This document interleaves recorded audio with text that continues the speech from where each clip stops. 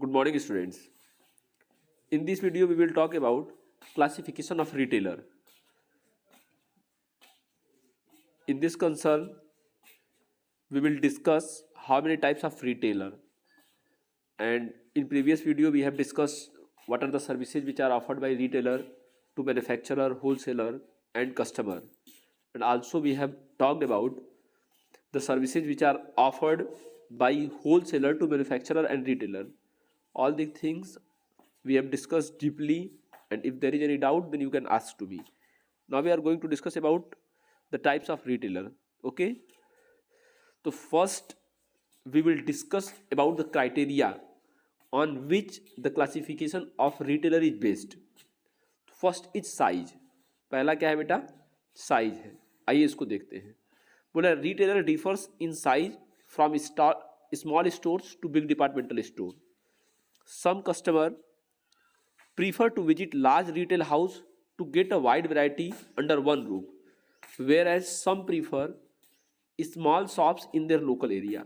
बोला retailers differ करते हैं बेटा साइज के अकॉर्डिंग. मतलब बोला है कि साइज के हिसाब से देखा जाए, आकार के हिसाब से देखा जाए तो कई टाइप्स के रिटेलर हो सकते हैं. बोला है कि कुछ स्मॉल हो सकते हैं, कुछ डिपार्टमेंटल स्टोर हो सकते हैं. अब बोला है कि कस्टमर जो प्रीफर करते हैं, मतलब खरीदना सामान चाहते हैं, तो वो भी उनकी अलग अलग प्रेफरेंस होती है कस्टमर की भी. कुछ लोग होते हैं जो छोटे दुकानों से खरीदना पसंद करते हैं, कुछ लोग होते हैं सोचते हैं कि बड़ी दुकानों से खरीदा जाए. जैसे अब प्रैक्टिकली इसको देखा जाए तो हम लोगों को मान लीजिए अगर क्लोथ्स वगैरह लेना है, कपड़ा लेना है, तो हम लोग चाहें तो कोई छोटी दुकान से भी खरीद सकते हैं और हम लोग चाहें तो मॉल वगैरह में जाके भी खरीद सकते हैं. तो बोल रहा है कि रिटेल जो है, रिटेलर्स दो टाइप्स के हो सकते हैं, मतलब साइज के अकॉर्डिंग हो सकते हैं. एक छोटे हो सकते हैं, बड़े हो सकते हैं. तो ये हो गया. अब इसके बाद बताएगा बेटा कौन कौन से रिटेलर हैं. अभी बस बता रहा है कि किस किस हिसाब से जो है इनको क्लासिफाई किया जा सकता है. ठीक है. तो अब इसमें दूसरा आ गया बेटा प्रोडक्ट मिक्स. बोल रहा है पहले तो साइज के अकॉर्डिंग कई टाइप के हो सकते हैं. फिर बता रहे हैं प्रोडक्ट जो अपने पास रखते हैं, रिटेलर जो अपने पास प्रोडक्ट रखते हैं तो वो किस हिसाब से रख रहे हैं. कुछ लोग कई सामान को एक साथ रखते हैं, कुछ लोग एक ही टाइप के सामान को रखते हैं. तो बोल रहा है कि जो उनकी प्रोडक्ट अवेलेबिलिटी है, जो प्रोडक्ट अवेलेबल करा रहे हैं रिटेलर, उनके भी अकॉर्डिंग कई टाइप, उनकी उस बेस पे भी रिटेलर कई टाइप के हो सकते हैं. आइए देखते हैं.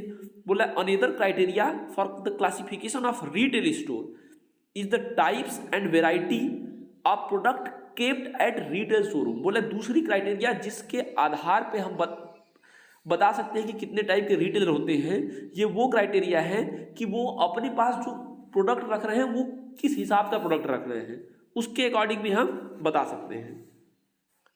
ठीक. अब बता रहे हैं बेटा the stores keeping a wide range of different line of product are called general store. बोला कि कुछ ऐसे रिटेलर हैं, बोला ऐसे रिटेल स्टोर्स जो अलग अलग ब्रांड के प्रोडक्ट्स को रखते हैं. अलग अलग ब्रांड, उनके पास जो है आटा है तो स्वास्तिक का भी आटा है, आशीर्वाद का भी आटा है, और अगर टूथपेस्ट है तो क्लोजअप का भी है, बबूल का भी है, कई टाइप्स के हैं. तो बोला कि ऐसे रिटेल स्टोर जो डिफरेंट लाइन ऑफ प्रोडक्ट के डिफरेंट प्रोडक्ट रखते हैं उनको जनरल स्टोर कहा जाता है. ठीक है. आर डिपार्टमेंटल स्टोर, उनको डिपार्टमेंटल स्टोर भी कहा जाता है. Whereas store dealing with a line of product are known as single line or speciality store. बोला है कि उसके दूसरी तरफ अगर देखा जाए, उसके अपोजिट में देखा जाए, तो कुछ ऐसे रिटेल स्टोर होते हैं जो एक ही लाइन ऑफ प्रोडक्ट को रखते हैं, एक ही लाइन ऑफ प्रोडक्ट की डिफरेंट वैरायटी को रखते हैं, उनको स्पेशलिटी स्टोर या सिंगल लाइन स्टोर कहा जाता है. ये बात समझ में आई. बोल रहा है कि प्रोडक्ट की अवेलेबिलिटी जो कराई जाती है रिटेल स्टोर्स के द्वारा, उस बेस पे भी कई टाइप के रिटेलर हो सकते हैं. बोल रहा है कुछ ऐसे रिटेल स्टोर हैं जो अलग अलग प्रोडक्ट की वैरायटी रखते हैं, कई ब्रांड्स के प्रोडक्ट की अलग अलग वैरायटी रखते हैं, तो उनको हम जनरल स्टोर कहा जाता है. जैसे जनरल स्टोर में टॉफी मिलेगा अलग अलग कंपनी की, बिस्किट भी अलग अलग कंपनी का, तो अलग अलग चीज़ें अलग अलग प्रोडक्ट की अलग अलग वैरायटी रखते हैं, तो उनको जनरल स्टोर कहा जाता है. दूसरी तरफ होते हैं कुछ ऐसे स्टोर्स जो एक ही ब्रांड के बहुत सारे प्रोडक्ट रखते हैं, वो भी आपके रिटेल स्टोर हैं. रिटेल स्टोर का परिभाषा क्या है? जो छोटे स्मॉल लूप्स में कस्टमर से डील करें. रिटेल स्टोर्स ऐसे स्टोर्स हैं, ऐसे दुकानदार हैं जो स्मॉल क्वांटिटी में सामान बेचते हैं. तो बोल रहा है कि ये दो तरीके से हम देख सकते हैं, साइज के अकॉर्डिंग, प्रोडक्ट मिक्स के अकॉर्डिंग. अब तीसरा बता रहा है बेटा प्राइसिंग.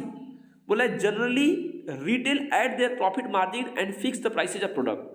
बोला है कि अधिकांशतः रिटेल जो होते हैं, रिटेलर्स जो होते हैं, वो अपना प्रॉफिट मार्जिन कितना प्रॉफिट रखना है वो अपने आप फिक्स करते हैं। ठीक है,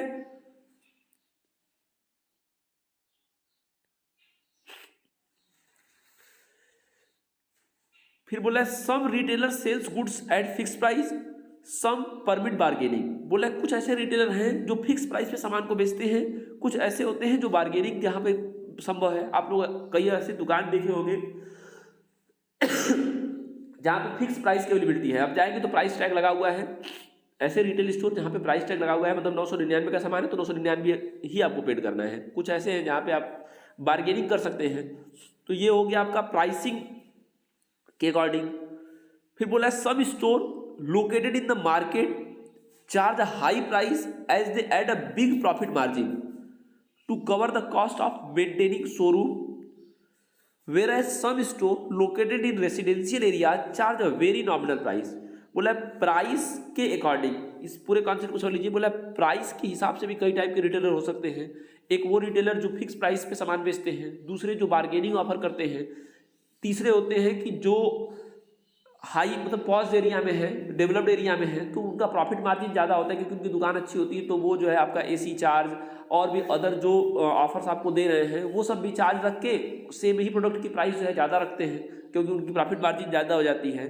कुछ ऐसे दुकानदार होते हैं जो लोकल एरियाज में हैं और वो बहुत ही जेन्युइन प्राइस, बहुत ही जेन्युइन प्रॉफिट मार्जिन रखते हैं और वो कम दाम में सामान बेचते हैं।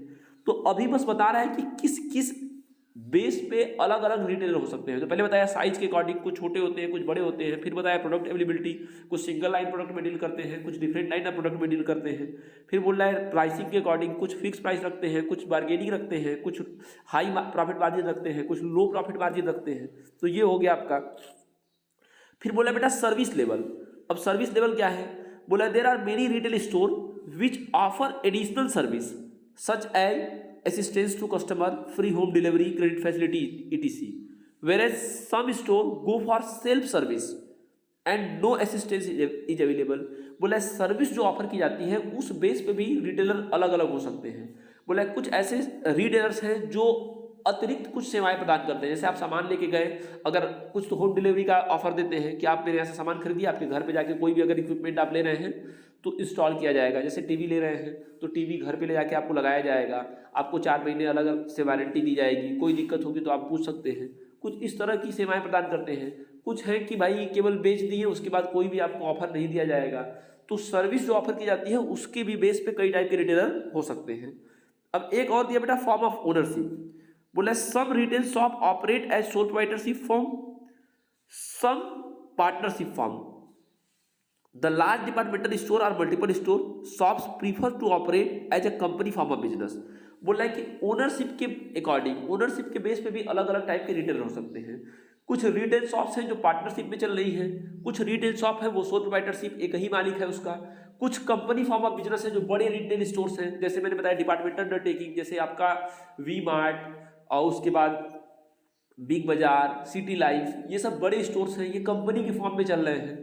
तो यही बता रहा है कि किस किस हिसाब से रिटेलर्स वेरी करते हैं, अलग अलग हो सकते हैं। अब आगे हम लोग देखेंगे कौन कौन से रिटेलर हैं। अभी हमने ये पढ़ा कि कितने टाइप के रिटेलर हो सकते हैं, किस किस बेस पे। तो साइज के बेस पे, प्रोडक्ट मिक्स के बेस पे, प्राइसिंग के बेस पे, सर्विस लेवल के बेस पे और फॉर्म ऑफ ओनरशिप के बेस पे, ये हमने अभी पढ़ लिया है। अब नेक्स्ट वीडियो में हम बात करेंगे बेटा कि किस किस टाइप के रिटेलर होते हैं। ठीक है, तो आप इस वीडियो को अच्छे तरीके से देखिए, कोई दिक्कत है तो पूछिए, नोट्स अपना बनाते रहिए। और आज सभी लोग बेटा अपना आज एग्जाम देने के बाद 1-2 दिन का समय लेके सारे लोग नोट्स अपना भेज दें। ठीक है, this is all for today, thank you.